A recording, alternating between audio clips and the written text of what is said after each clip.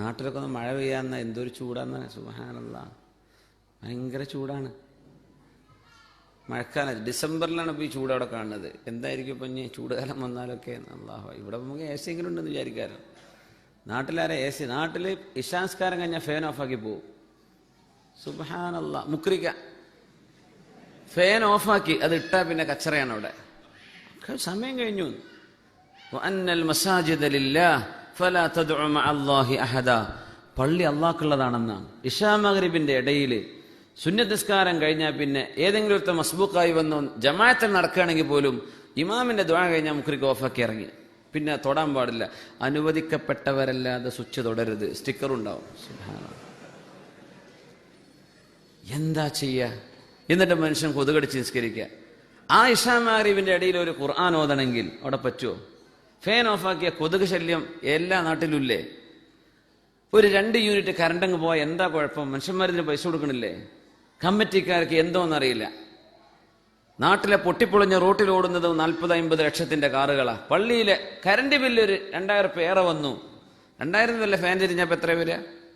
അതിന് കച്ചറയാണ് പ്രശ്നം. മൊല്ലാക്കാനെ പിന്നെ ഖരാബോ ചെയ്യുക. അപ്പം മൊല്ലാക്ക് ഓഫാക്കി പോകും. എനിക്കാവില്ല ഈ അടുത്ത കമ്മിറ്റിയിൽ ചീത്ത കേൾക്കാന്ന് പറഞ്ഞിട്ട്. എല്ലാ കമ്മിറ്റിക്കാരും ഒന്ന് അടിയന്തരമായി ഇടപെടണം. അള്ളാഹിന്റെ പള്ളി ഏത് ഗ്രൂപ്പുകാരുണ്ടാക്കിയതാണെങ്കിലും പള്ളിയുടെ അധികാരം അള്ളാഹുവിനാണെന്നാണ്. വഅന്നൽ മസാജിദ ലില്ലാഹ്, ഇതിൻ്റെതാന്ന് പറയാൻ പാടില്ല. അള്ളാഹ്ക്ക് വഖഫ് ചെയ്ത് കഴിഞ്ഞാൽ പിന്നെ അള്ളാഹുവിൻ്റെതാണ്. അവിടെ നിസ്കരിക്കുന്നോ വന്നു, നിസ്കരിക്കാൻ സൗകര്യം ചെയ്തു കൊടുക്കണം. വമൻ അദ്ലമു മിമ്മൻ മനഅ മസാജിദ അല്ലാഹ് അൻ യുദ്കറ ഫീഹി ഇസ്മുഹു. അള്ളാഹുവിനെ പറ്റി ഓർക്കാനും ഖുർആൻ ഓതാനും അള്ളാഹിന്റെ പള്ളിയിൽ സൗകര്യം ചെയ്യാതെ വന്നാൽ അവരെ പോലെ അക്രമം ചെയ്ത ആൾ ആരാണ്?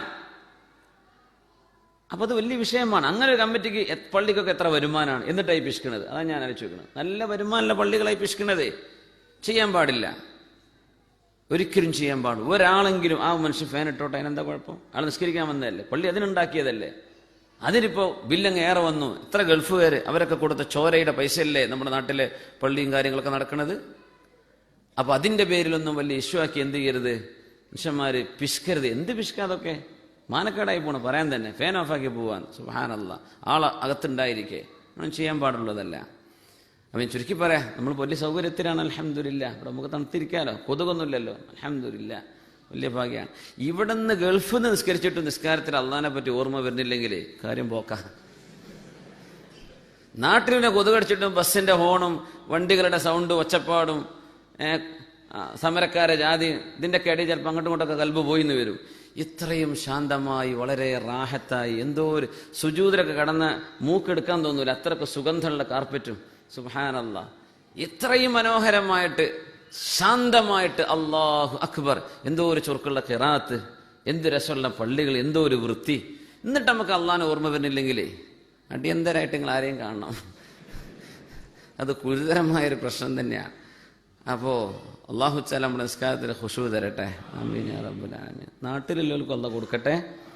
കറണ്ട് ഓഫാക്കി പിഷ്കണ ഏർപ്പാട് അള്ളാഹ് നിർത്തി തരട്ടെ. അത് കമ്മിറ്റിക്കാരൊക്കെ ഒന്ന് ഓർമ്മിപ്പിക്കുക. നാട്ടിലൊക്കെ ചെല്ലുമ്പോഴേ ഇശാ മഗ്രിബിന്റെ ഇടയിലൊക്കെ എല്ലാ നാട്ടിലും ഇശാ വരെ ഖുർആൻ ഓതിരിക്കുന്ന പള്ളികളാണ്. അവിടെ ഖുർആനും സ്വലാത്തും ദിക്റും ദുആയും ഹദ്ദാദ് റാത്തിബ് ചൊല്ലുന്നവരുണ്ട്, അവിടെ വിശുദ്ധ ഖുർആൻ ഖത്തം തീർക്കുന്നവരുണ്ടാവും. ഇരുന്നൂടെ എന്താ? റമദാനിൽ വരെ ലൈറ്റ് ഓഫ് ആക്കി പോകും. ഇശാസ്കാരം തറാവി കഴിഞ്ഞാൽ പിന്നെ ഓഫാക്കി. ഖിയാമുൽ ലൈലോ തഹജ്ജുദോ പള്ളി ഇബാദത്തിനുള്ളതാണ്. അവിടെ വരുന്നവർക്ക് ആശ്വാസപരമായി ഇബാദത്ത് ചെയ്യാനാ ആ ഫാൻ അവിടെ വെച്ചിട്ടുള്ളത്. എന്നാൽ ജമാഅത്ത് കഴിഞ്ഞാൽ പിന്നെ ഓഫാക്കാനുള്ളതല്ല. പള്ളിയിൽ വരുന്നവർക്ക് ഇബാദത്ത് ചെയ്യാനുള്ള സൗകര്യമാണത്.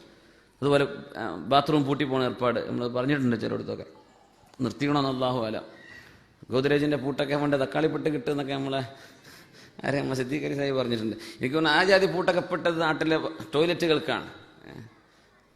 മൂത്രമൊഴിക്കാനുള്ള സൗകര്യമല്ല, ഒരാൾക്ക് ടോയ്ലറ്റിൽ തന്നെ പോകണമെന്നുള്ള സൗകര്യം എന്താ ചെയ്യുക? മുക്രിക്ക പൂട്ടി ചാവി പോക്കറ്റിലിട്ട് ബസ്സേരി പോയിട്ടുണ്ടാവും. ഒരു മുസാഫിറായ മനുഷ്യനോ ഒരു നാട്ടുകാരനോ പുരയിൽ നിന്ന് ഇറങ്ങിയ ശേഷം വയറിനൊരു അസുഖം വന്നു, ജമാഅത്തോടെ നടക്കാൻ പോവുക, എന്താ പോണ്ട് കുഴപ്പം? ബാത്റൂം ക്ലീൻ ആക്കുന്നില്ലേ? നമ്മുടെ മൂത്രപ്പുരകളൊക്കെ ക്ലീനാക്കി നല്ല വൃത്തിയാക്കി കൊണ്ടുനടക്കേണ്ടതാണ്. നമ്മുടെ ഈ പഴയ മൂത്രമണക്കൊന്നും പാടില്ല, ഒക്കെ ഒഴിവാക്കി അതിനൊരു പങ്കാളിനെ വിളിച്ച് കൂലി കൊടുത്താലും കുഴപ്പമില്ല. പള്ളിയിലെ മുക്രിക്കാരെ കൊണ്ട് ചെയ്യിക്കരുത്. മുക്രിക്ക മൂത്രപ്പുര കഴുകാനുള്ള ആളല്ല, അവരൊക്കെ മുഅദ്ദിനുമാരാണ്, ഇൽമ പഠിപ്പിക്കുന്ന ആൾക്കാരാണ്. അവരൊന്നും ആ പണി ഏൽപ്പിക്കാനും പാടില്ല. അതൊക്കെ എന്ത് ചെയ്യണം? വേറെ ആളെ കൊണ്ടുവന്നിട്ട് ടോയ്ലറ്റ് ക്ലീൻ ആക്കണം, അത്രയല്ലേ ഉള്ളൂ. എന്താ അപ്പം അങ്ങനെ ടോയ്ലറ്റ് ഇരുന്നാൽ അതൊരു അസൂയ, അങ്ങനെ അസൂയിക്കണ്ടെന്നുള്ള ചോദന പോലെ. സുബ്ഹാനല്ലാഹ്, എന്താ ചെയ്യാൻ? ഇവിടെയൊക്കെ എത്രയോ ടോയ്ലറ്റുകൾ, എത്ര റാഹത്ത്, എത്ര മനുഷ്യന്മാരെ ദുആ കിട്ടും. അല്ലാഹുവേ ഈ പള്ളി ഉണ്ടാക്കിയ ആൾക്ക് അല്ലാഹ് ഖൈർ ചെയ്യട്ടെ, ഞാൻ വല്ലാത്ത ഇടങ്ങാറായിരുന്നു, റാഹത്തായി. ഒരു ദുആ അല്ലേ? മറ്റു ശപിക്കൂലേ? കണ്ടില്ലേ, മുല്ലാക്കാനെയും ശപിക്കും, കമ്മിറ്റിക്കാരെയും ശപിക്കും, പൂട്ടിട്ട് പോയിക്കണ്ടല്ലേ. എന്തിനായി പൂട്ടിടുന്നെന്ന് അള്ളാഹു അലൻ്റെ ഉള്ളിൽ എന്താണ് വിലമതിക്കാനാവാത്തതെന്ന് അള്ളാഹു അല. അപ്പോൾ അള്ളാഹു സുബ്ഹാനഹു വ തആല കാര്യങ്ങൾ മനസ്സിലാക്കാൻ തൗഫീഖ് തരട്ടെ. സംഗതി നിസ്സാരമായ വിഷയങ്ങളാണ്, പക്ഷേ അതൊക്കെ ഉപകാരങ്ങൾ തടഞ്ഞു വെക്കലാണ്. വയംനഊനൽ മാഊൻ, മനുഷ്യന്മാർക്ക് ചെറിയ ഉപകാരം പോലും തടഞ്ഞു വെക്കുന്നവൻ മുനാഫിക്കിന്റെ സ്വഭാവമാണ്. പരിശുദ്ധ ഖുർആൻ പറയും വയംനഊനൽ മാഊൻ, ചെറിയൊരു ഉപകാരം അതും കൊടുക്കൂല. അത് മുനാഫിക്കീങ്ങളാ ചെയ്യാനാ, നമ്മൾ ചെയ്യരുത്.